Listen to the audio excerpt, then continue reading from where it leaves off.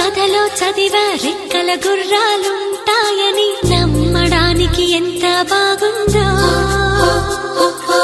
బాలమిత్ర కథలో చదివా పగడపు దీవులు ఉంటాయి